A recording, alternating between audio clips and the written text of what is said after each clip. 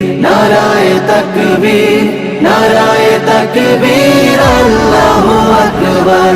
জামাতের কর্মীরা সারা পৃথিবীতে কালেমার দাওয়াত দিয়েই যাবে। জামাতের কর্মীরা সারা পৃথিবীতে কালেমার দাওয়াত দিয়েই যাবে। কোরআনের আলোকে সমাজ বিনির্মাণ, কোরআনের আলোকে সমাজ বিনির্মাণ, হাজার জুলুম বাধা উতরে যাবে। জামাতের কর্মীরা সারা পৃথিবীতে কালেমার দাওয়াত দিয়েই যাবে। জামাতের কর্মীরা সারা পৃথিবীতে কালেমার দাওয়াত দিয়েই যাবে। যাদের আদর্শে নবীজি চেতনা ইসলাম, শান্তি কায়েমে যারা শপথ নিল, যারা দিনে রাত ময়দানে খেটে যায় নির্ভীক, প্রভুর রাহে যারা জীবন দিল, যাদের আদর্শে নবীজি চেতনা ইসলাম, শান্তি কায়েমে যারা শপথ নিল, যারা দিনে রাত ময়দানে খেটে যায় নির্ভীক, প্রভুর রাহে যারা জীবন দিল, মাজলুম অসহায় মানবতার ডাকে, মাজলুম অসহায় মানবতার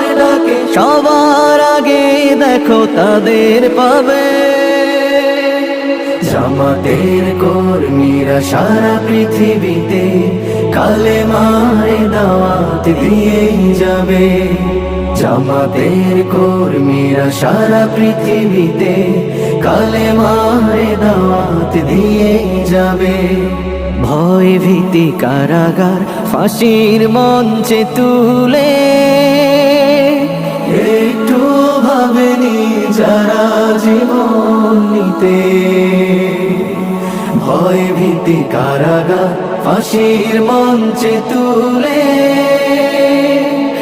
একটু ভাবেনি যারা জীবন নিতে। তারা জানে না তো শাহাদাত মিরসুরা, কোটি প্রাণ বিপাসিত জীবন দিতে, কোটি প্রাণ বিপাসিত জীবন দিতে। সেটা হচ্ছে মাজারে যে সন্তান চায় আছে এই এলাকার লোকদের আকীদা খালিস মিলেন। মাজারে যে কপাল ঘষে আর সন্তান চায়। আচ্ছা মাজারে গেলে সন্তান পাওয়া যায়? আচ্ছা মাজারে না গেলে যদি বাচ্চা না হতো, গরু ছাগলের যে বাচ্চা হয় ওরা কোন মাজারে মানুষ করে? কথা কি বুঝতেছেন? এই যে প্রতি বছর গরু ছাগল ভেড়া এগুলো যে বাচ্চা দেয় এরা কোন মাজারে যে মানুষ করে? এজন্য চাইতে হবে একজনের কাছে কে? আমার প্রিয় পটুয়াখালীবাসী, মাজার জিয়ারত করা সুন্নাহ। আমরা মাজার জিয়ারত করব, আল্লাহ ওয়ালাদের কবরে যাব, আমরা সেখানে যে সালাম দিব, দোয়া করব, নিজের জন্য করব, কবরে শুয়ে থাকা মাইয়িতের জন্য করব, পুরো মুসলিম উম্মাহর জন্য করব। কিন্তু কবরে যিনি শুয়ে আছেন বাবার কাছে সন্তান চাওয়া যাবে? চাকরি চাওয়া যাবে? সফলতা চাওয়া যাবে? সফলতা দেয় কে? সবাই বলেন নাই, আওয়াজ করে বলেন, সফলতা দেওয়ার মালিক কে? একথাই রব্বুল আলামিন বলেন, ওয়া ইয়ামসাসকাল্লাহু বিদুররিন ফালা কাশিফা লাহু ইল্লা ওয়া ইউরিদকা বিখাইরিন ফালা রাদ্দা লিফadliহি ইউসিবু বিহি মান ইয়াশাউ মিন ইবাদিহি ওয়া হুয়াল গফুরুর রাহিম। আল্লাহু আকবার। আল্লাহ বললেন, ওয়া ইয়ামসাসকাল্লাহু বিদুররিন ফালা কাশিফা লাহু ইল্লা হু। আল্লাহ যদি তোমাকে কোনো বিপদ স্পর্শ করায়, আল্লাহ যদি তোমারে কোনো বিপদে ফেলে দেয়, ওই বিপদ থেকে উদ্ধার করার তিনি ছাড়া আর কেউ নাই। জোরে বলেন ঠিক কি না? তিনি যদি কোনো বিপদে ফেলেন, তিনি ছাড়া বিপদ থেকে উদ্ধার করার কেউ নাই। আর তিনি যদি তোমার প্রতি কোনো অনুগ্রহ করতে চান, ওই অনুগ্রহ ঠেকিয়ে দেওয়ার ক্ষমতাও কারো নাই। আল্লাহ যদি আপনাদের সফলতা দিতে চায়, পৃথিবীর কোন শক্তি ওই সফলতাকে থামাতে পারে? এজন্য আল্লাহ বললেন, খবরদার চিন্তার আকীদা খালেস করে নাও। ওয়া ইয়ামসাসকাল্লাহু বিদুররিন ফালা কাশিফা লাহু ইল্লা হু। আল্লাহ বিপদে ফেললে বিপদ থেকে উদ্ধার করার কেউ থাকে না। আর আল্লাহ যদি তোমার প্রতি দয়া দেখাতে চান, অনুগ্রহ করতে চান, ওই অনুগ্রহকে প্রতিরোধ করার মতো ক্ষমতা কারো নাই। তিনি তার বান্দাদের মধ্য থেকে যাকে ইচ্ছা তাকে দেন, যত ইচ্ছা তত দেন। তিনি ক্ষমাশীল, তিনি মেহেরবান। সুবহানাল্লাহ। তিনি ক্ষমাশীল, তিনি মেহেরবান। তাহলে এই আয়াত থেকে আমরা বুঝতে পারলাম, আমরা যদি বিপদে পড়ি আমাদেরকে কেউ বাঁচাতে পারে। আমার বাবা আমারে বাঁচাতে পারে, হ্যাঁ? আমার মা আমাকে বাঁচাতে পারে, আমার বন্ধু আমারে বাঁচাতে পারে, আমার দলের কর্মী আমাকে বাঁচাতে পারে, আমার পীর সাহেব আমারে বাঁচাতে পারে, আমার পটুয়াখালীর ভাইরা খেয়াল রাখবেন, বাঁচাতে পারে এক মহান সত্তা, উদ্ধার করতে পারে এক মহান সত্তা। চিৎকার করে বলুন, তিনি কে? আবার আল্লাহ বলেন, আম্মান ইউজিবুল মুদতাররা ইযা দাআহু ওয়া ইয়াকশিফুস সুআ ওয়া ইয়াজআলুকুম খুলাফা'আল আরদ আইলাহুম মা'আল্লাহ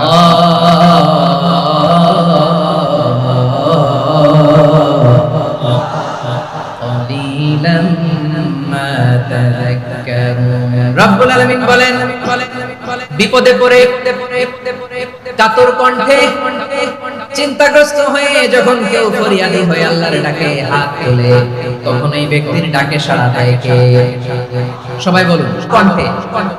বিপন্ন অবস্থায় আপনি যখন কেঁদে কেঁদে হাত তুলে আপনার দুঃখের কথা জানান, আপনি যখন ডাকেন তারে, তখন আপনার ডাকে সাড়া দেয় কে?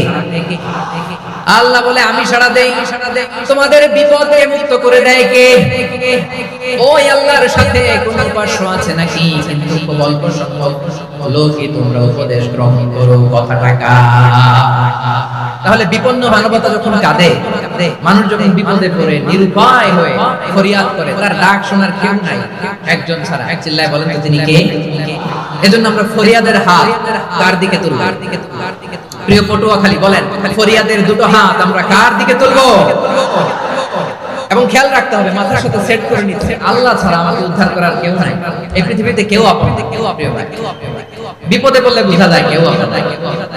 আপন শুধু একজন, তিনি কে? এটা কি আপনারা খেয়াল রাখতে পারবেন? হ্যাঁ, বিপদে আপদে কেউ আমাদের বাঁচাতে পারে না, তরাতে পারে না, মুক্তি দিতে পারে না, উদ্ধার করতে পারে না, একমাত্র আমার প্রভু ছাড়া, আল্লাহ ছাড়া। চিল্লায় বলেন ঠিক কিনা? এবং প্রিয় পটুয়াখালীর ভাইয়েরা, মাথার সাথে এটা সেট করে নিতে হবে যে আমাদের পুরো জীবনটাই পরীক্ষা। পুরো জীবনটাই কি? The life is a test. পুরো জীবনটাই পরীক্ষা।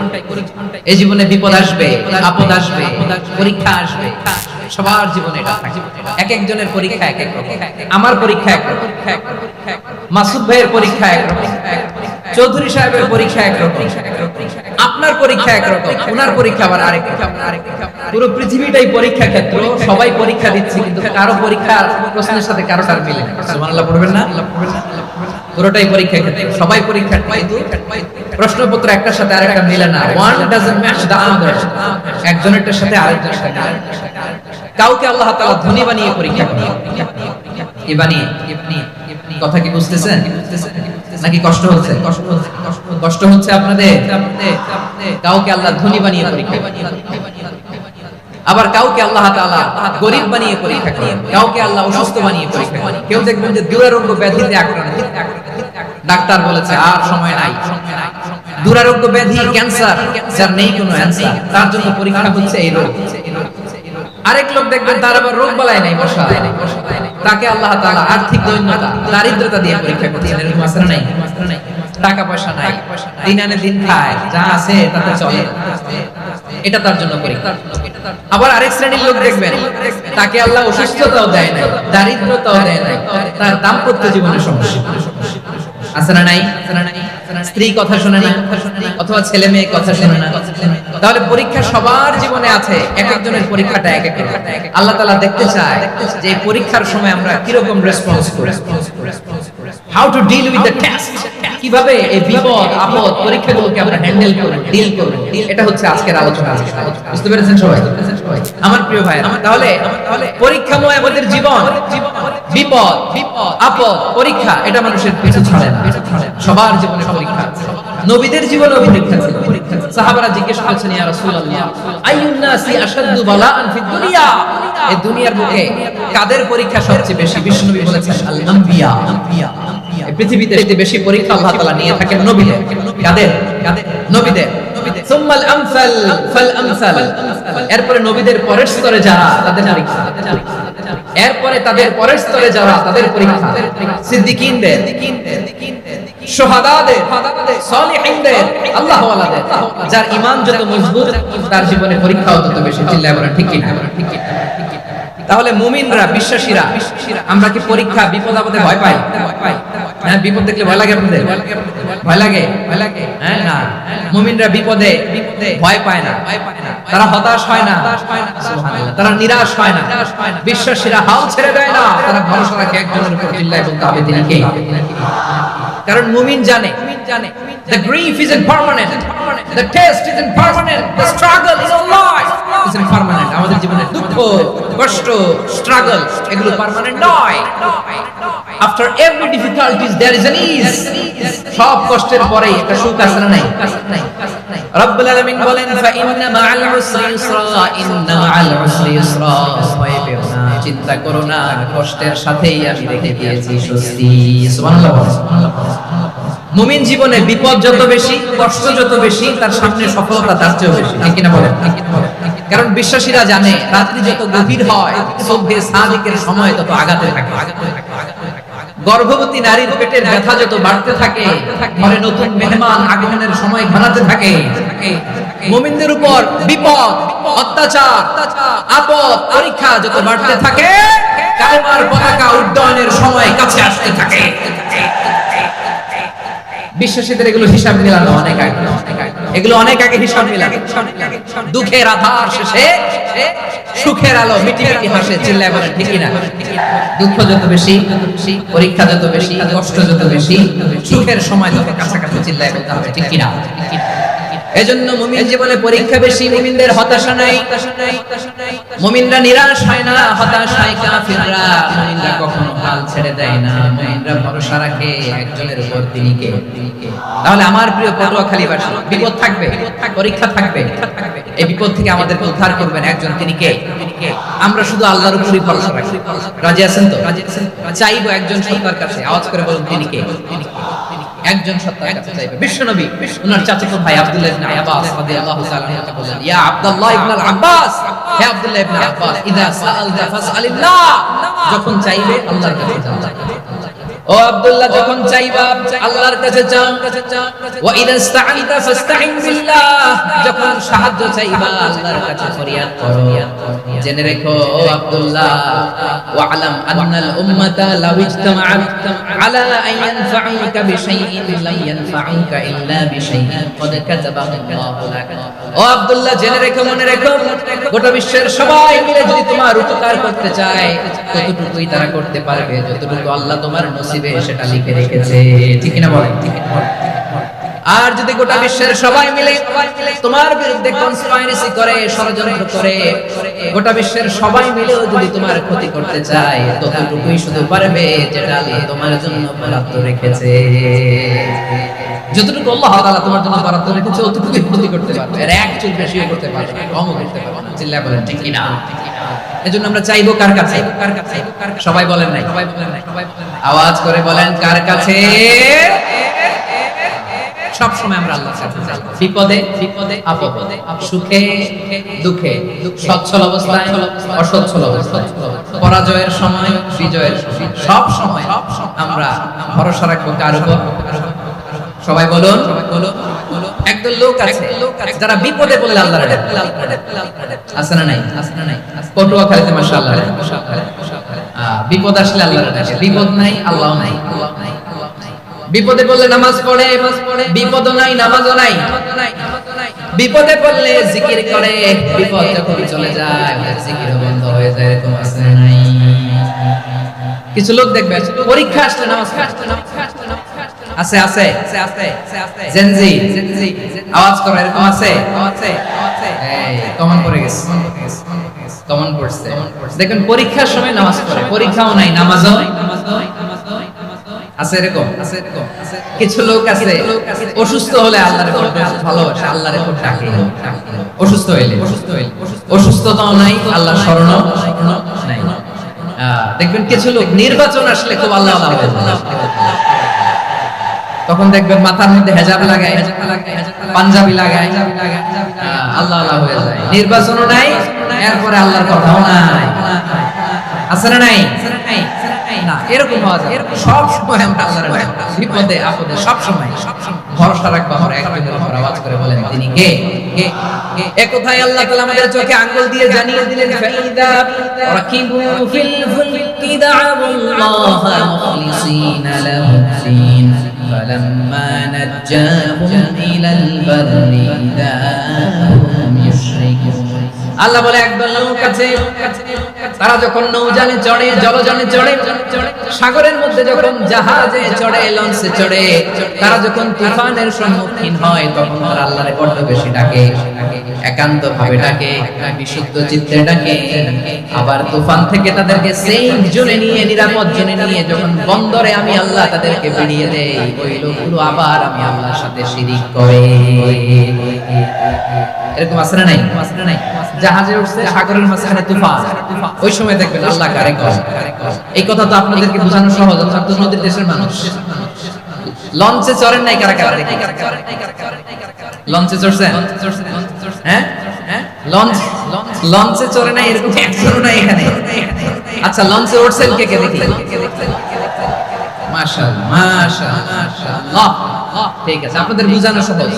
আচ্ছা, লঞ্চে উঠে তুফানের সম্মুখীন হয়েছেন, জলোচ্ছ্বাস, সবাই মাশাআল্লাহ। তো এই ওয়াজটা আপনাদের মুস্তাফ, ঠিক কিনা বলেন?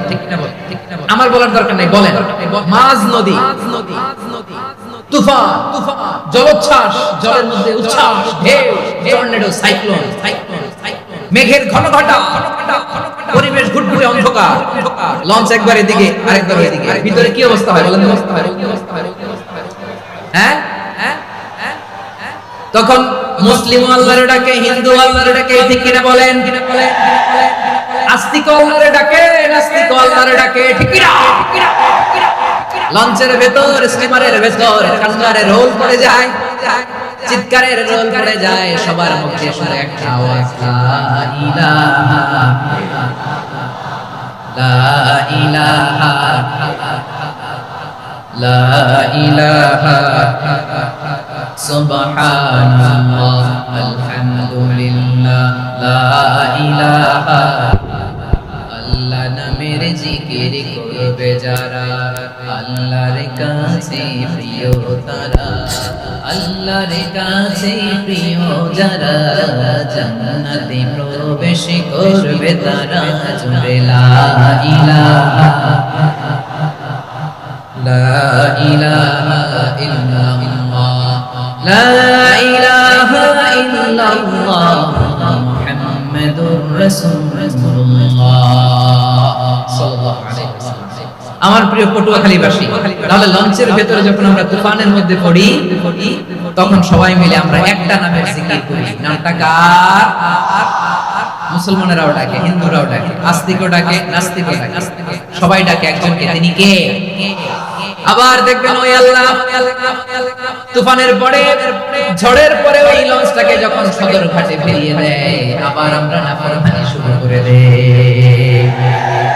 সে কথাই আল্লাহ বলেন, ফাইদা রাকিবু ফিল ফুলকি দা'আল্লাহা মুখলিসিনা লাহুদ্দিন ফালাম্মা নাজ্জাহুম ইলাল বাররি ইদাহুম ইউশরিকুন। সাগরে যখন তুফানে পড়ে আমি আল্লাহর ডাকে, আবার আমি আল্লাহ যখন বাঁচিয়ে দেই, আবার আমি আল্লাহর সাথে শিরিক শুরু করে। আমরা কি এরকম করতে চাই নাকি? এরকম করবেন? হ্যাঁ না, আমরা তুফানে পড়লেও আল্লাহরে ডাকি, আবার বাঁচায় দেওয়ার পরেও ডাকি কারে? আল্লাহকে ডাকি। বিমানের মধ্যে মাঝে মাঝে দেখবেন যে এয়ার টার্বুলেন্স হয়, জানেন? এয়ার টার্বুলেন্স জানেন তো? মাঝে মাঝে বিমানটা বাউন্সিং করে, বাম্পি, ভেরি বাম্পি ওয়ে।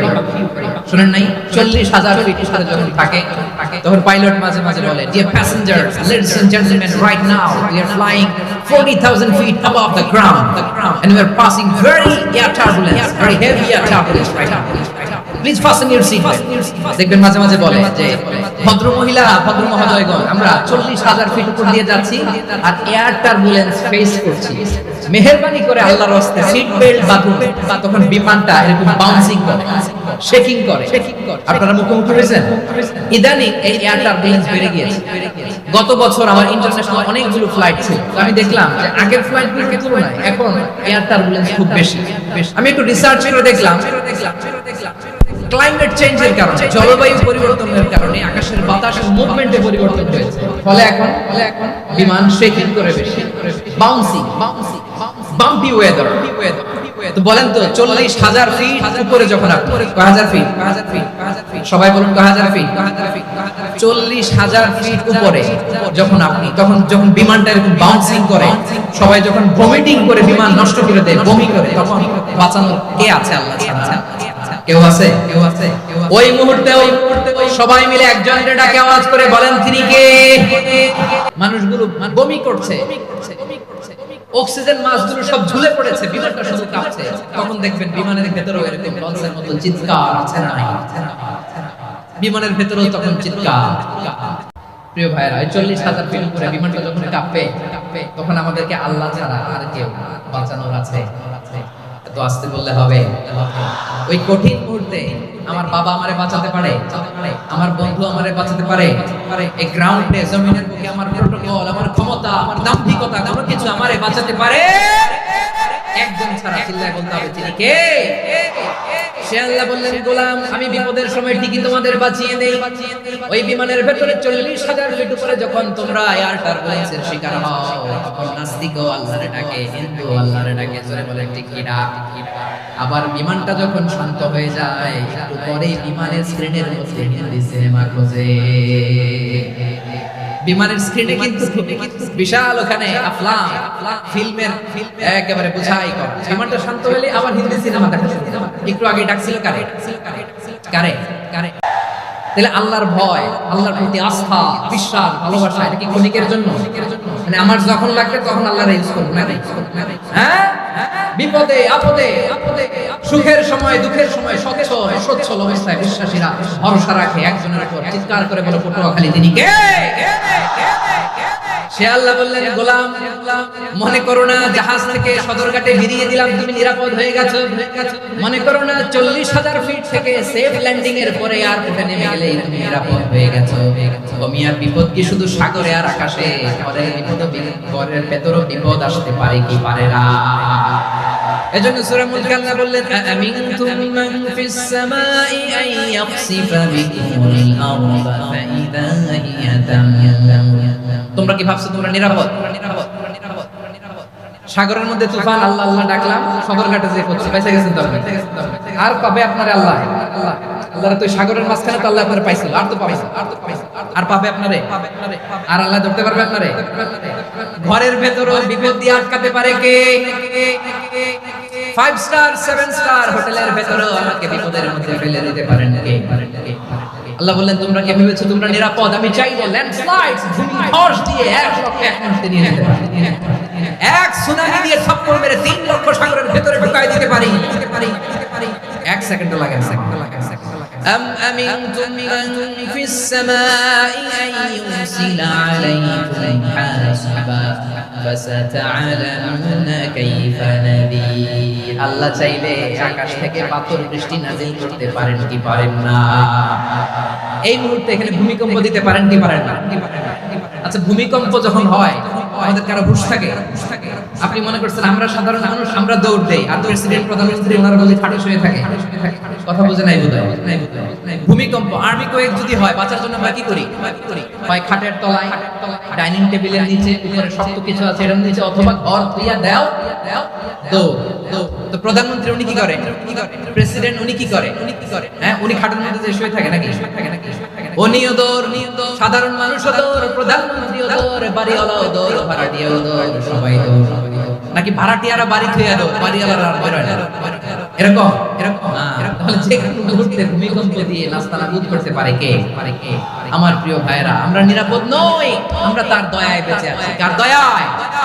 এজন্য আল্লাহ বলেন, গোলাম, যে কোনো মুহূর্তে বিপদ দিয়ে তোমাদেরকে নাস্তানাবুদ করতে পারি। বিশ্বাসী বলে যদি নিজেকে দাবি করো, সব সময় ডাকতে হবে একজন সত্তাকে। বলেন তিনি কে? এই কথা ক্লিয়ার?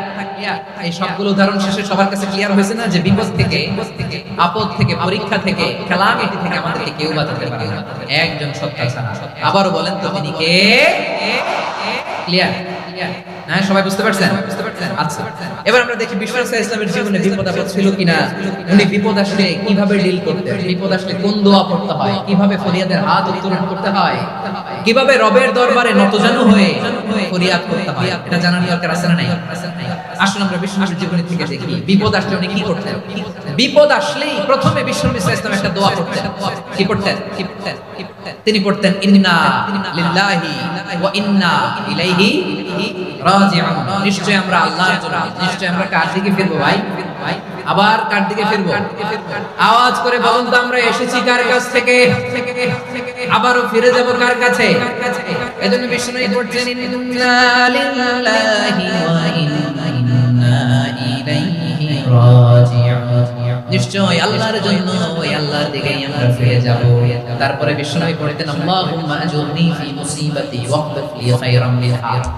একসাথে প্রথমে পড়তেন ইন্না লিল্লাহি ওয়া ইন্না ইলাইহি রাজিউন, তারপর পড়তেন আল্লাহুম্মা আজুরনি ফি মুসিবাতি ওয়াখলিফ লি খায়রাম মিনহা। মানে আল্লাহ, এই যে আমি বিপদে ধৈর্য ধারণ করলাম, এটা সব তুমি আমার দাও, আর যেটা হারালাম এর চেয়ে ভালো কিছু দিয়ে মেকআপ করে দিও, ভালো কিছু দিয়ে বদল করে দিও। সুবহানাল্লাহ পড়ো।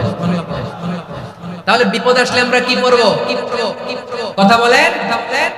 এই যে আমি শুয়েছিলাম, নাশিদ গাচ্ছিল ওরা, এদেশে পরস্পরে দেখা হলে দেয় সালাম, এদেশে আমজনতার হৃদয় জুড়ে পাক কালাম, এদেশে বিপদ এলে সর্বজনে সর্বক্ষণে দোয়া পড়ে, ইন্না লিল্লাহি। কি পড়ে? সুবহানাল্লাহ, সুবহানাল্লাহ, সুবহানাল্লাহ, সুবহানাল্লাহ। এদেশে আযান শুনে সূর্য ওঠে সব গ্রামে, এদেশে আযান শুনে সূর্য ওঠে সন্ধ্যানামে, এদেশে সকল কাজে সবাই বলে বিসমিল্লাহ, এদেশে ভালো কিছু দেখে শুনে হাসি মুখে সবাই বলে মাশাআল্লাহ। সুবহানাল্লাহ পড়েন। তাহলে বিপদ এলে আমরা কি পড়ি? কথা বুঝলে সবাই উত্তর দিতে হবে। বিপদ এলে কি পড়ি? তাহলে বিপদ এলেই আমরা এখন ইন্না লিল্লাহি পড়ি, নাকি হাই হুতাশ করব? একদল আছে হাই হুতাশ করে, হায় আল্লাহ রে, মোর কি হইল রে, মই কি হরমু রে, মই কমবে যামু রে, আছে না নাই? এরকম বিলাপ করতে নিষেধ করেছেন। কি করব, কই যাব, কই হবে, হায় হায় হায় হায়, এরকম হাহুতাশ আছে না নাই? বিশ্বাসীরা হাহুতাশ করে, তারা ইন্না লিল্লাহি কি পড়ে? মনে থাকবে? আমরা পড়ব ইন্না লিল্লাহি ওয়া ইন্না ইলাইহি রাজিউন। নিশ্চয়ই আমরা আল্লাহর জন্য, আমরা আল্লাহর দিকেই ফিরে যাব। এরপর পড়ব আল্লাহুম্মা আজুরনি ফি মুসিবাতি ওয়াখলুফ লি খায়রাম মিনহা। আল্লাহ, আমি যে বিপদে ধৈর্য ধারণ করলাম এটার সওয়াব দিও, আর যা হারালাম তার চেয়ে ভালো কিছু দিয়ে বদল করে দিও। সুবহানাল্লাহ পড়ে।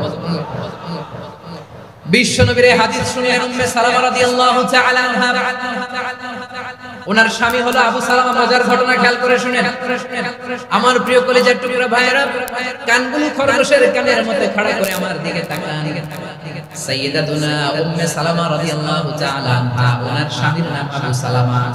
শ্রেষ্ঠ দম্পতি, শ্রেষ্ঠ ফ্যামিলি। প্রথমে হিজরত করেছিলেন হাবাশায়, পরে হিজরত করেছেন মদিনায়। উহুদ যুদ্ধের পরে ওনার স্বামী আবু সালামা ইন্তেকাল করলেন, শহীদ হলেন। সুবহানাল্লাহ পড়ে। যখন আবু সালামা ইন্তেকাল করলেন, উম্মে সালামা রাদিয়াল্লাহু তাআলা আনহা কেঁদে কেঁদে হায়রান। নবীর শিখানো বাণী অনুযায়ী তিনি বারবার পড়ছিলেন ইন্না লিল্লাহি। কি পড়ছিলেন? জামু কি হরমু এগুলো বলেন। কি বলছে? ইন্না লিল্লাহি, ইন্না লিল্লাহি। যেহেতু বিশ্বনবী বলেছেন কেউ যদি বিপদের প্রথম ধাক্কায় পড়ে ইন্না লিল্লাহি ওয়া ইন্না ইলাইহি রাজিউন, আল্লাহুম্মা আজুরনি ফি মুসিবাতি ওয়াখলুফ লি খায়রাম মিনহা, তাহলে এই বিপদে যে সে যা হারালো তার চেয়ে শ্রেষ্ঠ কিছু দিয়ে আল্লাহ তার বদল দিয়ে দিবেন। এই হাদিস শুনে উম্মে সালামা রাদিয়াল্লাহু তাআলা আনহা ওনার প্রাণপ্রিয় স্বামী আবু সালামার ইন্তেকালের পরে চোখের পানি ছাড়ে আর পড়ে ইন্না লিল্লাহি ওয়া ইন্না ইলাইহি রাজিউন আল্লাহুম্মা আজুরনি ফি মুসিবাতি ওয়া খিফনি খায়রাম মিনহা। বারবার এই দোয়া পড়ে চোখের পানি ছাড়ে, এই দোয়া পড়ে চোখের পানি ছাড়ে আর মনে মনে বলে আবু সালামার মতো ভালো মানুষ মদিনাতে নাই, আবু সালামার চেয়েও ভালো মানুষ মদিনাতে নাই, তার চেয়ে ভালো মানুষ কি করে আল্লাহ তাআলা আমারে দিবে, তার চেয়ে ভালো মানুষ তো আমি মদিনাতে দেখি না। চোখের পানি দিয়ে বুক ভাষায় আর নবীর হাদিসের উপর আমল করে পড়ে ইন্না লিল্লাহি ওয়া ইন্না ইলাইহি রাজিউন, ইন্না লিল্লাহি ওয়া ইন্না ইলাইহি রাজিউন পড়তে পড়তে চোখের পানি ছাড়ে আর চিন্তা করে বিশ্বনবী বললেন এই দোয়া পড়লে যেটা হারালাম তার চেয়ে ভালো কিছু দিয়ে আল্লাহ পুরস্কার দেয়। আবু সালামার চেয়ে ভালো মানুষ মদিনার মধ্যে আর কে হতে পারে? কি আজীব তামাশা, কি অবাক করা ঘটনা। কিছুদিন পরে দেখা গেল সাইয়্যিদুল মুরসালিন রাহমাতান লিল আলামিন স্বয়ং বিশ্বনবী উম্মে সালামাকে বিয়ের প্রস্তাব পাঠিয়েছে।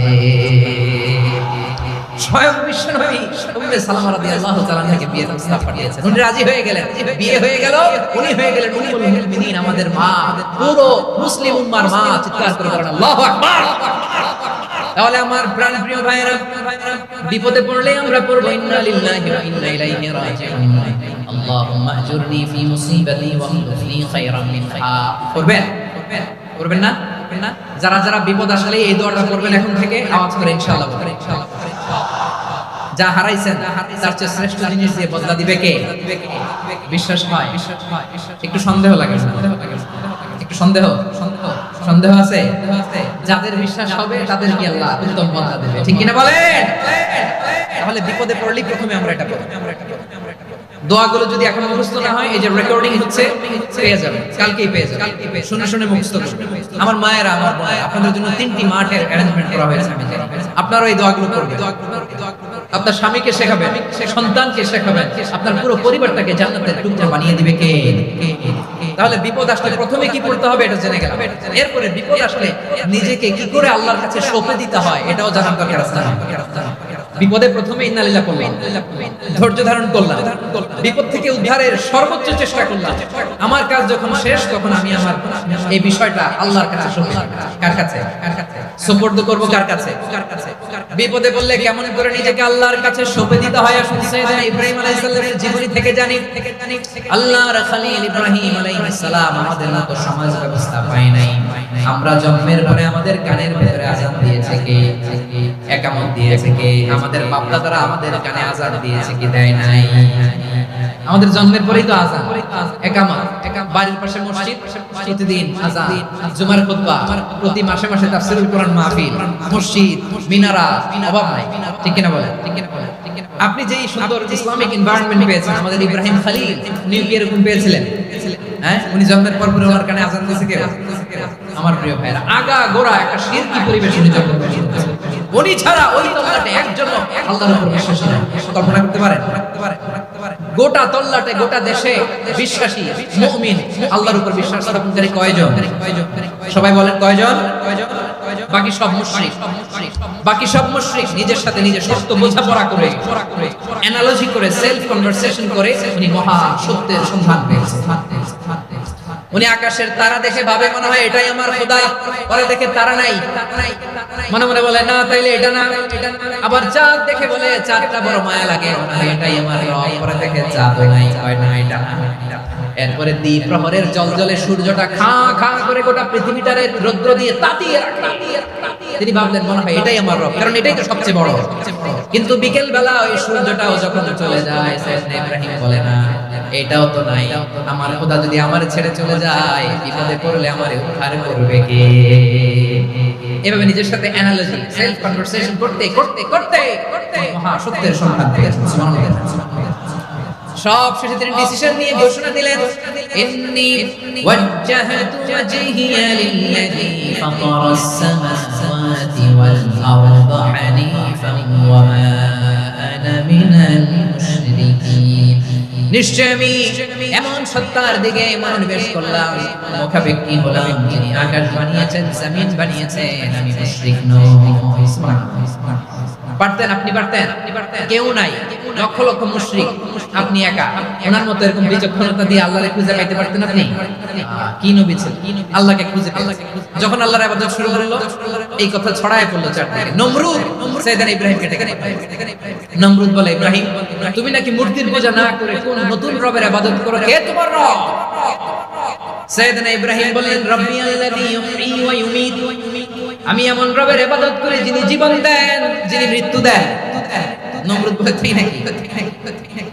তোমার রব জীবন দেয়, মৃত্যু দেয়, আর এটা তো আমি দেই। আমিও তো জীবন দেই, আমিও তো মৃত্যু দেই। সাইয়েদনা ইব্রাহিম বললেন, কেমন করে তুমি জীবন দাও, মৃত্যু দাও, একটু দেখাও তো। নমরুদ জেলখানা থেকে দুজন কয়েদি ডেকে কয়েদি এনে অর্ডার করলো, একটাকে এখনই শিরোচ্ছেদ, হেড অফ ডেথ পেনাল্টি, মৃত্যুদণ্ড দেয়া, ফিনকি দিয়ে রক্ত। নমরুদ বলে, দেখো দুজনকে ধরে আনলাম, একজন কয়েদিকে দিলাম ডেথ পেনাল্টি, মৃত্যুদণ্ড, ওরে মৃত্যু দিলাম। আরেকজন যে দাঁড়িয়ে আছে, চাইলে ওরেও আমি মৃত্যুদণ্ড দিতে পারি, কিন্তু না, ওরে আমি দিব না, ওরে আমি বাঁচায় দিলাম, ছেড়ে দিলাম, মানে জীবন দিলাম। দেখো ইব্রাহিম, তোমার চোখের সামনে একজনকে মৃত্যু দিলাম, আর একজনকে জীবন দিলাম। আপাত দৃষ্টিতে তাই তো, একজনের তো জীবন দিল, আরেকজনের মৃত্যু দিল। সাইয়েদনা ইব্রাহিম এর বিপাকে পড়ে গেলেন। কিন্তু একজন নবীকে আল্লাহ এমন উইজডম বিচক্ষণতা দিয়ে এই জমিনে পাঠিয়েছেন, মুহূর্তের মধ্যে আল্লাহর খলিল ইব্রাহিম বললেন, ফাইন্নাল্লাহা ইয়াতি বিশ-শামসি মিনাল মাশরিকি ফাতিহা মিনাল মাগরিব ফাবুহিতাল্লাযী কাফার।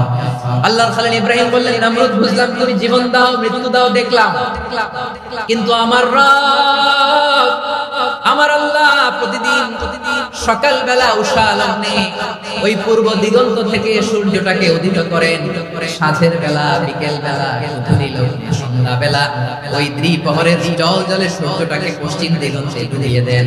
মানে সকাল বেলা পূর্ব দিক থেকে উদিত করা সূর্যটাকে পশ্চিম দিকে, বিকেলের দিকে ডুবিয়ে দেন। তুমি যদি পারো ওই সূর্যটাকে পশ্চিম দিক থেকে উদিত করে পূর্ব দিকে ডুবিয়ে দাও। সুবহানাল্লাহ পড়বেন না? আল্লাহ পড়বেন না? দেখেন, ইনস্ট্যান্ট লাইট, মুহূর্তে বিচক্ষণতা, উইজডম কাকে বলে? নমরুদ পারবে? নমরুদের বাপ পারবে, ওর দাদা, ওর 14 গোষ্ঠী, গোটা বিশ্বের সব ক্ষমতাধর রাষ্ট্রনায়করা একসাথে থাকবে, ফাবুহিতাল্লাযী কাফার, পারে নাই, ব্যর্থ হয়েছে। এবার তেলে বেগুনে জ্বলে উঠেছে, রেগে মেগে আগুন বলে, ফালকুহু ফিল জাহিম, ওর সাথে তর্ক নাই, না পেরেছে, এবার এটা আগুনে ফেলা। বিশাল বিশাল গাছ কেটে লাকড়ি এনে আগুনের কুণ্ডলি বানানো হলো, দাও দাও দাও দাও করে আগুন জ্বলে। আল্লাহর খলিল ইব্রাহিমকে আগুনে নিক্ষেপ করা হবে। আল্লাহর খলিল সাইয়েদনা ইব্রাহিমের হাতের মধ্যে রশি দিয়ে টাইট করে বাঁধা হলো, পায়ের মধ্যেও টাইট করে রশি দিয়ে বাঁধা হলো। আল্লাহর খলিল ইব্রাহিমকে আগুনের কুণ্ডলির মধ্যে ফেলা হবে। ওমিয়া, আপনি যে বিপদের কারণে ভয় পান, হতাশ হন, এটা কোন বিপদ? আপনার বিপদের সামনে পটুয়াখালী আওয়াজ করে বলুন, সাইয়েদনা খলিল ইব্রাহিমের সামনে, বিপদের সামনে আমাদের বিপদগুলো কোনো বিপদ? কোনো বিপদই না, এটা কোনো বিপদই না। হাত পা বেঁধে টাইট করে নিক্ষেপ করা, সিম্পলি ফেলা যাবে না, কারণ দাও দাও করে যা ব্লেজিং ফায়ার, এমন আগুনের কুণ্ডলি কাছে যাওয়া যায় না, আগুনের উত্তাপে নিক্ষেপ করা। হাতে রশি বেঁধে, পায়ে রশি বেঁধে আল্লাহর খলিল ইব্রাহিম আলাইহিস সালামকে আগুনের মধ্যে নিক্ষেপ করা হবে। এটার বলে অগ্নি পরীক্ষা। উনি অগ্নি পরীক্ষার সময়, এজন্য কঠিন পরীক্ষাকে আমরা অগ্নি পরীক্ষার সময় তুলনা করি, ঠিক কিনা? সাইয়েদনা জিবরাইল এসে বললেন, ও আল্লাহর খলিল, ওরা তো আপনার হাতও বেঁধে ফেললো, পাও বেঁধে ফেললো, নড়াচড়ার সুযোগ নাই, বলেন আমি জিবরিল ফেরেশতা আপনার জন্য কি করতে পারি? আল্লাহর খলিল ইব্রাহিম বলেন, ও জিবরাইল, তোমার কাছে আমার কোনো চাওয়া পাওয়া নাই। সুবহানাল্লাহ বলেন, তোমার কাছে বলার কিছু নাই, তোমার সাহায্যের আমার দরকার নাই। সাইয়েদনা ইব্রাহিম আলাইহিস সালামকে হাতে পায়ে রশি বেঁধে, হাত পা বাঁধা অবস্থায় জ্বলন্ত অগ্নিকুণ্ডে যখন নমরুদের দলবল নিক্ষেপ করবে, আল্লাহর খলিল কিভাবে নিজেকে আল্লাহর কাছে সঁপে দিয়েছেন, পটুয়াখালীর ভাইরা খেয়াল করে শুনেন। হাত পা বেঁধে আল্লাহর খলিলকে যখন নিক্ষেপ করা হবে, তিনি মুখ ফুটে বলে ফেললেন, হাসবুনাল্লাহু ওয়া নি'মাল ওয়াকিল, হাসবুনাল্লাহু ওয়া নি'মাল ওয়াকিল, আমার জন্য আল্লাহই যথেষ্ট, আমার জন্য আল্লাহই যথেষ্ট। তিনি আমার সবচেয়ে বড় গার্ডিয়ান, তিনি আমার সবচেয়ে বড় অভিভাবক, জিব্রাইলের সাহায্যে রফারকে ফিরিয়ে দিলেন। দুনিয়ার বুকে কারো কাছে কিছু বলেন নাই, মুখ ফুটে বলেছেন হাসবুনাল্লাহ। ও আমার পটুয়াখালীর প্রাণের ভাইয়েরা খেয়াল রাখবেন, কোন বান্দা তার হাতে থাকা সব চেষ্টাটুকু করার পরে মুখ ফসকে মুখ দিয়ে যখন বলে ফেলে হাসবুনাল্লাহ, বান্দা যখন হাসবুনাল্লাহ বলে ফেলে, ওই ব্যাপারটা ডিল করার দায়িত্ব স্বয়ং আল্লাহ আরশের উপর থেকে নিয়ে নেয়। আপনি যখন বলে ফেলবেন হাসবুনাল্লাহ, এটা ডিলিং করবে কে তখন? চিল্লায় বলেন না, তিনি কে? বান্দা তার সাধ্যের সবটুকু চেষ্টার পরে নতজানু হয়ে যখন বলবে হাসবুনাল্লাহ, আল্লাহ তুমি আমার জন্য যথেষ্ট, নি'মাল ওয়াকিল, তুমি আমার শ্রেষ্ঠ অভিভাবক, তখন তার কি দরকার না দরকার এটা ডিল করে স্বয়ং আল্লাহ। নিক্ষেপ করা হলো সাইয়েদনা ইব্রাহিমকে অগ্নিকুণ্ডলিতে। হাজার হাজার মানুষের দৃশ্য দেখার জন্য জড়ো হয়েছে এরকম বিশাল ময়দানে। কিন্তু কি অবাক করার ঘটনা, সবাই ভয় পাচ্ছিল, না জানে কি হয়ে যায়। আল্লাহর খলিলকে যখন আগুনের কুণ্ডলিতে নিক্ষেপ করা হয়, আল্লাহর খলিল ইব্রাহিম আগুনের কুণ্ডলের মধ্যে বসে বসে মানুষগুলোর দিকে তাকিয়ে হাসতে শুরু করে দেয়। কারণ আকাশ থেকে রব্বুল আলামিন স্পেশাল ভার্ডিক্ট নাযিল করেছেন, স্পেশাল হুকুম জারি করেছেন, কুলনা ইয়া নারুনি বারদান ওয়া সালামান আলা ইব্রাহিম। ও আগুন খবরদার, সৃষ্টি শুরু থেকে তোকে একটা ধর্ম আমি বাদ দিয়ে দিয়েছিলাম, তোর ধর্ম, আগুনের ধর্ম হলো যা পাবে জ্বালিয়ে সারখার করবে। আল্লাহ বলল, আগুন তোর ধর্ম দিয়েছিলাম, তুমি সব জ্বালিয়ে পুড়িয়ে সারখার করে দিবি, কিন্তু ক্ষণিকের জন্য আমি তোর জ্বালিয়ে দেওয়ার ক্ষমতাটাকে কেড়ে নিলাম, জ্বালিয়ে ভস্ম করে দেওয়ার ক্ষমতা আমি কেড়ে নিলাম। কোনি বারদান, ঠান্ডা হয়ে যায়, কিন্তু এত বেশি ঠান্ডা হবি না আবার আমার ইব্রাহিমের তোমার সর্দি লেগে না। সুবহানাল্লাহ, এত আস্তে বললে হবে? কোনি বারদান, বারদ মানে বরফ, ঠান্ডা, ঠান্ডা হোক, কিন্তু এত ঠান্ডা হবি না যাতে আমার ইব্রাহিমের কষ্ট হয়। আগুন বলে, আল্লাহ একবার বললাম ঠান্ডা হোক, এত ঠান্ডা হবি না যাতে খলিলের সর্দি না লাগে। কেমন ঠান্ডা হব, কেমন এনভায়রনমেন্ট তৈরি করে দেব বলো? আল্লাহ বললেন, সালামান আলা ইব্রাহিম, আমার খলিল, আমার কলিজা, আমার ইব্রাহিমের জন্য তুই জান্নাতের কুল বাগিচা হয়ে যা। ও ভাই, নবী মুসার মতো ঈমান হলে রাস্তা হবে সাগর জলে, নবী ইউসুফের মতো ঈমান হলে একে একে দরজা তলে, নবী ইব্রাহিমের মতো ঈমান যদি আজ থাকে বিদ্যমান, অগ্নিকুণ্ডে দেখতে পাবে খুবসুরতে ফুলহাগা। কুলনা ইয়া নারু কুনি বারদান ওয়া সালামান আলা ইব্রাহিম। বান্দা যখন মুখ দিয়ে বলে হাসবুনাল্লাহ, আমার আল্লাহ আমার জন্য যথেষ্ট, এই বলে যখন নিজেকে সঁপে দেয়, তার কি লাগবে ওই দায়িত্ব স্বয়ং নিয়ে নেয় কে? সবাই বলেন, স্বয়ং নিয়ে নেয় কে? তাহলে আমার প্রিয় ভাইরা, বিপদের শুরুতেই আমরা বলবো ইন্না লিল্লাহ। শুরুতে কি বলবো? এরপরে যেই বাক্যটা পড়ে নিজের পরিস্থিতিকে আল্লাহর দরবারে সঁপে দিব, সেটা হচ্ছে হাসবুনাল্লাহ। সেটা কি? সেটা কি? সেটা কি? বিষ্ণু বলেন, লা ইয়াজালু লিসানুকা রাতাবান মিন যিকরিল্লাহ, সব সময় আল্লাহর স্মরণ দিয়ে, জিকির দিয়ে জিহ্বাটারে সিক্ত রাখো। আর শয়তানু জাসিমুন আলা কলবি ইবনে আদম, শয়তান বনি আদমের কলবে খামচি মেরে বসে থাকে। ফাইদা যাকারাল্লাহ খালাসা, মানুষ যখন আল্লাহর স্মরণ করে জিকির করে, শয়তান দৌড়ে পালায়। ওয়া ইদা গাফালা ওয়াসওয়াসা, যখনই বনি আদম গাফিল হয়, তখনই শয়তান তার হৃদয়ে ওয়াসওয়াসা দেয়। এজন্য বিপদে পড়লে ইন্না লিল্লাহ, নিজের সব কিছু করার পরে, নিজের রোল প্লে করার পরে নিজেকে আমরা কি বলে সঁপে দিব? সবাই বলেন, সবাই বলতে হবে, আরো জোরে বলে, মনে থাকবে? বিপদে পড়লে প্রথমে ইন্না লিল্লাহ, এরপরে নিজেকে যখন সঁপে দিব তখন হাসবুনাল্লাহ। এরপরে কঠিন বিপদ যখন বিষ্ণু করতে, তখন কি করতে? এমন বিপদ মাঝে মাঝে হয় না, দেয়ালে পিঠ থেকে যায়, চোখে মুখে অন্ধকার, কি করব দিশা খুঁজে পাই না, এরকম হয় কখনো? হ্যাঁ, আপনাদের হয়? হয় না? তো জান্নাতে আছে, জান্নাতে আছে, জান্নাতে আছে, হয় হয় হয় হয়। এরকম হয়েছে না যে দেয়ালে পিঠ থেকে গেছে, চোখে মুখে অন্ধকার, ওই যাব, কি করবো, বাঁচানোর কেউ না, এরকম হয়েছে কখনো আপনাদের? যদি হয় তাইলে এটার সলিউশন করবো, না হলে তো একদম বলে যাবে। হয় হয় হয় হয়। বিশ্বনবী এরকম কঠিন বিপদে পড়েছেন জীবনের কিছু কিছু মুহূর্তে, ওই মুহূর্তে বিশ্বনবী স্পেশাল দুইটা দোয়া পড়তেন। এই দোয়াগুলো আপনাদেরকে জানিয়ে দেই। বিশ্বনবী বলেন, কঠিনতম বিপদে যখন পড়বা, দেয়ালে পিঠ থেকে যায়, চোখে যায়, তোকে আর বাঁচার কোনো উপায় নেই, তখন বলবা লা ইলাহা ইল্লা আনতা সুবহানাকা ইন্নী কুনতু মিনাল যালিমিন। আল্লাহ, তুমি ছাড়া কোনো ইলাহ নাই, তুমি পবিত্র, নিশ্চয় আমি জালিমদের অন্তর্ভুক্ত। সুবহানাল্লাহ বলেন। এই দোয়া সাইয়েদনা ইউনূস আলাইহিস সালাম পড়েছিলেন যখন মাছের পেটে ছিলেন। কিসের পেটে?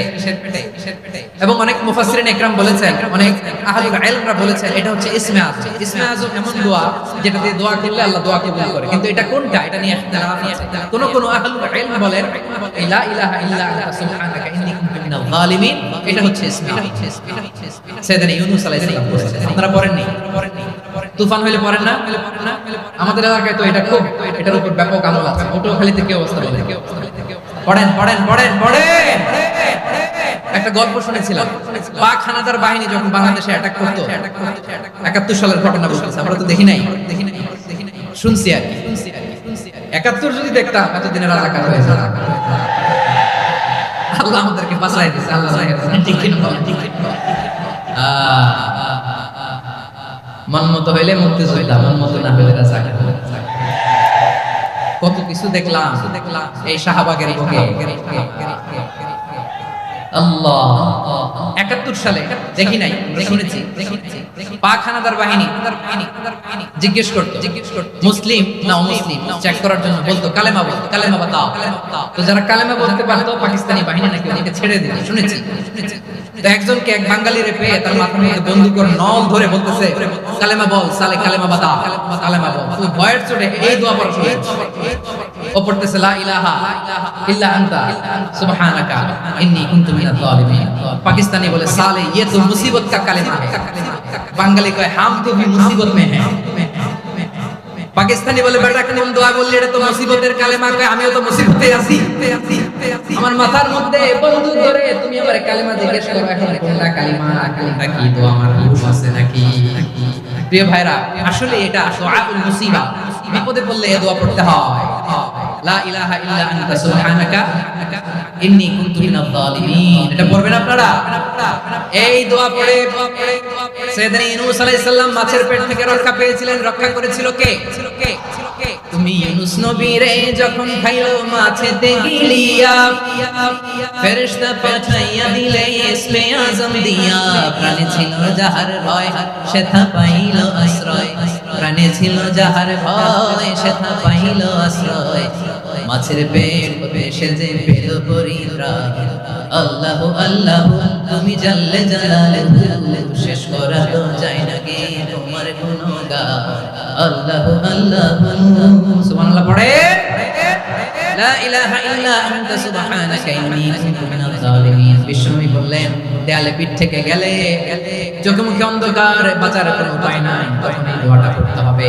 এই দোয়া পড়ে আল্লাহর কাছে ফরিয়াদ করলে বিপদ মুক্ত করবেন কে? কেন এই দোয়াটা আল্লাহর কাছে বড় প্রিয় জানেন ভাইরা? কারণ এই দোয়ার মধ্যে ৩টা জিনিস আছে।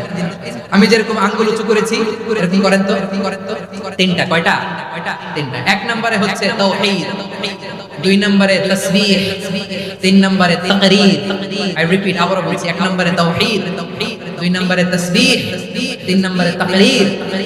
এই দোয়াটা আল্লাহর কাছে এত পছন্দনীয় কারণ এই দোয়ার প্রথম অংশে আছে তাওহীদ, আল্লাহর একত্ববাদের ঘোষণা। লা ইলাহা ইল্লা আনতা, আল্লাহ আপনি ছাড়া কোনো ইলাহ নাই, উপাস্য নাই। এই কথা বললে আল্লাহ বড় খুশি হয়ে যায়। সুবহানাল্লাহ পড়েন। এই দোয়ার দ্বিতীয় অংশে আছে তাসবিহ, মানে আল্লাহর প্রশংসা, প্রশংসা সূচক বাণী। সুবহানাক সুবহানাক সুবহানাক, ও আল্লাহ আমি আপনার পবিত্রতা ঘোষণা করছি। সুবহানাক, এই কথা শুনলে আল্লাহ খুশি হয়ে যায়। সুবহানাল্লাহ পড়েন। এই দোয়ার তৃতীয় অংশে আছে তাকরীর। তাকরীর মানে পাপের স্বীকৃতি।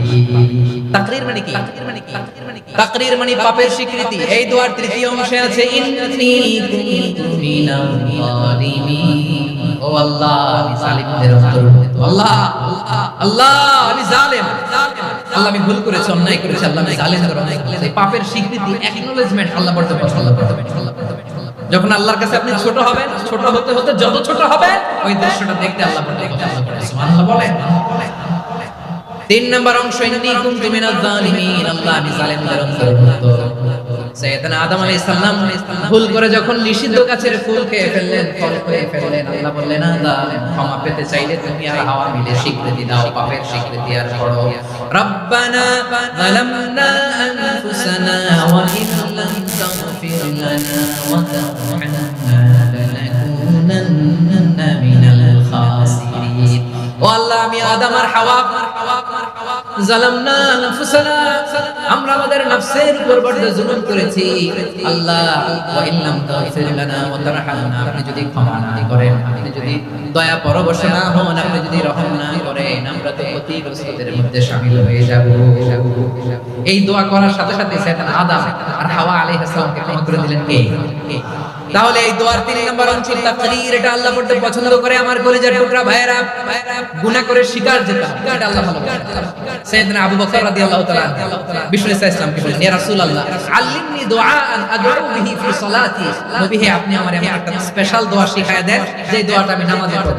নবী বললেন, তাহলে তুমি পড়ো, আল্লাহুম্মা ইন্নী যালামতু নাফসি যুলমান কাসীরান ওয়া লা ইয়াগফিরু যুনুবা ইল্লা আনতা ফাগফিরলি মাগফিরাতাম মিন ইনদিকা ওয়ারহামনি ইন্নাকা আনতাল গফুরুর রহিম। সুবহানাল্লাহ, সুবহানাল্লাহ। সালাম ফিরানোর আগে পড়েন, কথা কয় না, পড়েন পড়েন পড়েন।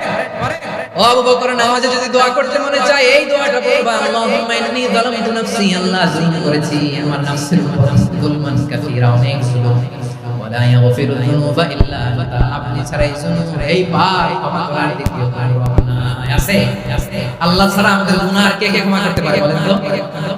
কে পারে? কে? এজন্য আল্লাহরে বলবেন, আল্লাহ আমি ছাড়া তোমার গোলামের অভাব নাই, ও আমার রব আমি ছাড়া এই জমিনের বুকে তোমার গোলামের অভাব নাই, কিন্তু তুমি ছাড়া তো আমার দ্বিতীয় কোনো রব নাই। পারবেন বলতে? পারবেন? চোখের পানি ছেড়ে আল্লাহরে বলবেন, আল্লাহ তুমি আমার রব, তুমি আমার সব। কি বলবেন? আল্লাহ আমার রব, সবাই বলুন, আল্লাহ আমার রব, দমে দমে দমে মনে তারি রব, আল্লাহ আমার রব। আল্লাহরে বলেন, আল্লাহ তুমি আমার রব, তুমি আমার সব। আল্লাহ আমি ছাড়া এই জমিনে তোমার গোলামের অভাব নাই, তুমি ছাড়া আমার দ্বিতীয় কোনো রব নাই। এই কথা বলে চোখের পানি ছেড়ে আল্লাহরে স্বীকৃতি দেন, আল্লাহ আমি পাপী, আল্লাহ এই জমিনে আমার চেয়ে বড় পাপী আর কেউ নাই। ওযু করে সিজদায় লুটিয়ে পড়ে চোখের পানি ছেড়ে আল্লাহরে পাপের স্বীকৃতি দেন, আল্লাহ এমন কোন জুলুম নাই, গুনাহ নাই আমি করি নাই, সগীরা কবিরা, জেনে না জেনে, ইচ্ছায় অনিচ্ছায়, শিরক বিদআত সব গুনাহ করেছি। আল্লাহ আকাশের নিচে জমিনের উপরে আমার চেয়ে বড় গুনাহগার আর কেউ নাই। চোখের পানি ছেড়ে আল্লাহরে বলেন, আল্লাহ আমি ছাড়া তোমার গোলামের অভাব নাই, তুমি ছাড়া আমার দ্বিতীয় কোনো রব নাই, তুমি ছাড়া তো কেউ আমার গুনাহ ক্ষমা করার নাই, তুমি আমার রব, তুমি আমার সব। বলতে পারবেন? এই তাকরীর আমার পটুয়াখালী, এই স্বীকৃতিটা দেখতে আল্লাহ বড় ভালোবাসেন, কারণ আমরা সবাই গুনাহগার। আমরা সবাই কি?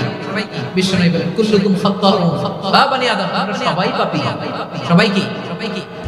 সবাই পাপী। আমরা সবাই পাপী, আপন পাপের বাটখারা দিয়ে অন্যের পাপ মাপি। আমরা যে পাপী এটা ভাবতে মনে চায় না, খালি অন্যের পাপ দেখি আমরা, এটা ভুল। ওর এই পাপ, ও পাপী, ও জালেম, ও জাহান্নামী, এরকম একটা টেন্ডেন্সি। আমার যে কি হালাত এটা ফেলা, খেয়াল করতে হবে যে আমি সবচেয়ে বড় পাপী। ঠিক কিনা বলেন? পাপ করি নাই এমন কেউ আছি? হ্যাঁ আছি। কেউ না জানলেও জানে কি আমার পাপের ঘটনা? বিনা আমি তো জানি আমি কি পাপ করেছি। ও আমার কলিজার টুকরা ভাইরা, মাথাটাকে নিচু করে জীবনের সব গুনার ফিরিস্তিগুলো একটা একটা করে স্বীকার করে আল্লাহর বলেন, আল্লাহ আমি পাপী, আল্লাহ আমার চেয়ে বড় পাপী এই দুনিয়াতে কেউ না। একটা একটা করে আল্লাহ স্বীকার করি আমি পাপী, সব পাপের স্বীকৃতি দিলাম।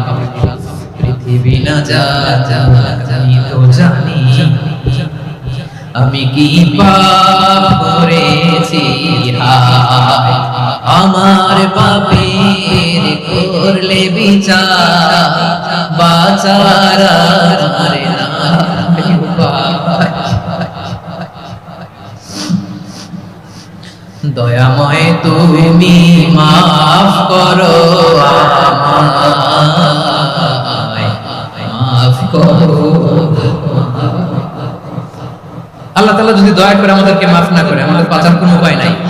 আপনি কি ভেবেছেন আপনার নামাজ দিয়ে আপনি জান্নাতে যাবেন? আপনি তাহাজ্জুদ গুজার সেজদা দিতে দিতে কপালে দাগ ফেলেছেন, এটা আপনারা জান্নাতে নেবে না। আপনি এলাকার সবচেয়ে বড় হাতেম চাই দানশীল, এই দানের ভরসায় বসে আছেন। কুশিন কালো আমাদের নামাজ, আমাদের রোজা, আমাদের ইবাদত, এগুলোকে মিজানের পাল্লায় উঠালে কোনো ওজনই হবে না। তবে আমাদের একটা কৌশল জানা আছে, আমরা আল্লাহর রহমতের ভিখারি। আমরা সেদিন আগেই গুনার স্বীকৃতি দিয়ে দেব। প্রশ্ন করার আগে তোমার একটা কথা বলি, আমার কিছু জিজ্ঞেস করো না, আমি সব করেছি। এমন কোন পাপ নাই যে পাপ আমারে দিয়ে হয় না। তোমার রহমত দিয়ে তুমি জান্নাতে পাঠাবা, তোমার দয়ায় জান্নাতে যেতে চাই, আমল দিয়ে না। পারবেন বলতে? কিয়ামতের দিন আমরা বলবো, আল্লাহ আমার আমল দিয়ে জান্নাত চাই না, আমি তোমার দয়া দিয়ে জান্নাত চাই। তোমার রহমত দিয়ে তুমি জান্নাতে পাঠাবা, তোমার দয়ায় জান্নাতে যেতে চাই, আমল দিয়ে না। পারবেন বলতে? কিয়ামতের দিন আমরা বলবো, আল্লাহ আমার আমল দিয়ে জান্নাত চাই না, আমি তোমার দয়া দিয়ে জান্নাত চাই। তোমার দয়া ছাড়া আমার কোনো উপায় নাই। কারণ আল্লাহ যদি বিচার করে বাঁচার কারো উপায় নাই। আল্লাহ যদি বলে ফেলেন তুই এটা করলি কেন, ওখানে গেলি কেন, কোরআনে 1000 বার নিষেধ করলাম তারপরেও এই পাপে জড়ালি কেন, এরকম প্রশ্ন ছুড়ে দিলে আমার উত্তর আছে? বাঁচার কোনো উপায় আছে? রোজ হাসরে হে আল্লাহ করুণা বিচার, করুণা বিচার, বিচার চাহি না তব দয়া চাহি, হে গুনাহগার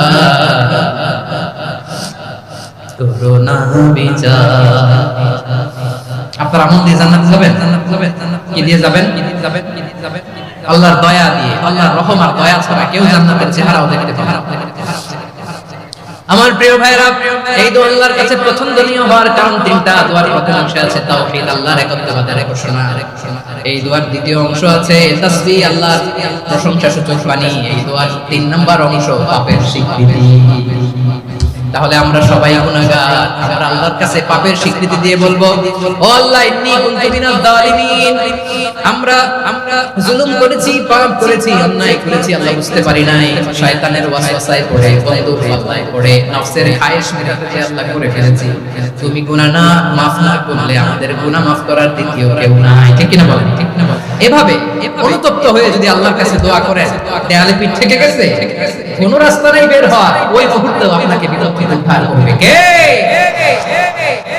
বিশ্বনবী চরম বিপদে পড়লে দুটো দোয়া পড়তেন। প্রথম হলো এটা, লা ইলাহা ইল্লা আনতা সুবহানাকা ইন্নী কুনতু মিনাজ জালিমিন। এই দোয়াটা আমরা বেশি বেশি পড়ব। রাজি আছেন? সবাই আওয়াজ করে পড়ো ইনশাআল্লাহ। আমার প্রিয় ভাইয়েরা, বিপদে পড়লে বিশ্বনবী আরো একটা দোয়া পড়তেন, লা ইলাহা ইল্লাল্লাহুল আযীমুল হালিম, লা ইলাহা ইল্লাল্লাহু রাব্বুল আরশিল আযীম, লা ইলাহা ইল্লাল্লাহু রাব্বুস সামাওয়াতি ওয়াল আরদি ওয়া রাব্বুল আরশিল কারীম। এই যে বললাম, রেকর্ড হয়ে গেছে। এখন তো ইনস্ট্যান্ট মুখস্থ না হলো, পরে মুখস্থ করবেন। আল্লাহ ছাড়া কোনো উপাস্য নাই, তিনি সুমহান, মহা সহিষ্ণু। আল্লাহ ছাড়া কোনো উপাস্য নাই, তিনি সুমহান, আরশের অধিপতি। আল্লাহ ছাড়া কোনো উপাস্য নাই, তিনি আকাশের মালিক, জমিনের মালিক, তিনি সুবিশাল, আরশের অধিপতি। সুবহানাল্লাহ পড়েন। এই দোয়াটা কেউ যদি পড়ে যদি ওসিলা করে দোয়া করে, তাকে বিপদ থেকে মুক্তি দেয় কে? মনে থাকবে আপনাদের? তাহলে বিপদের প্রথম ধাক্কায় কি যেন পড়তে হয়? ইন্না লিল্লাহি। তারপরে কি বলে আল্লাহর কাছে নিজেকে সঁপে দিতে হয়? দেয়ালে পিঠ থেকে গেলে লা ইলাহা ইল্লা আনতা সুবহানাকা ইন্নী কুনতু মিনাজ জালিমিন। দুই নম্বর হচ্ছে লা ইলাহা ইল্লাল্লাহুল আযীমুল হালিম, লা ইলাহা ইল্লাল্লাহু রাব্বুল আরশিল আযীম, লা ইলাহা ইল্লাল্লাহু রাব্বুস সামাওয়াতি ওয়াল আরদি রাব্বুল আরশিল কারীম। মনে থাকবে? ইনশাআল্লাহ বলেন সবাই, আওয়াজ করে সবাই ইনশাআল্লাহ।